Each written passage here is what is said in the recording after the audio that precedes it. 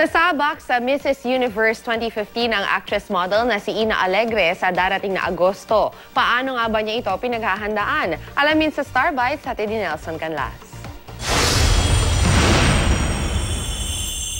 Puspusan na ang paghahanda ni Ina Alegre para sa kanyang paglaban sa Mrs. Universe 2015 beauty pageant na gaganapin sa Republic of Belarus sa darating na Agosto. Kabado ang actress model na kahit pasanay na sa paglalakad sa entablado bilang modelo, iba pa rin daw ang paglaban sa isang kompetisyon na dala mo ang pangalan ng iyong bansa. Pinili rin niya ang pagbutihan ng pagsali sa Patimpalak para na rin magbigay inspirasyon sa mga Pinoy misis. Huwag niyong isipin na nanay na kayo, hindi na kayo magpapaganda. Kailangan everyday maganda na maganda ang nanay.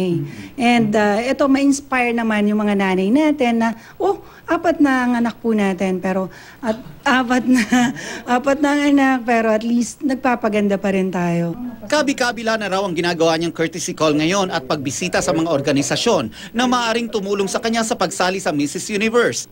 Para bumoto ay pumunta lang sa Facebook page ng Mrs. Universe 2015. Hanapin daw ang married name niya na Jennifer Cruz at i-like ang picture. Yung voting kasi sa ganito, malaking bagay para sa isang kandidata, lalo na yung mga ganyan. Siyempre may voting talaga siya.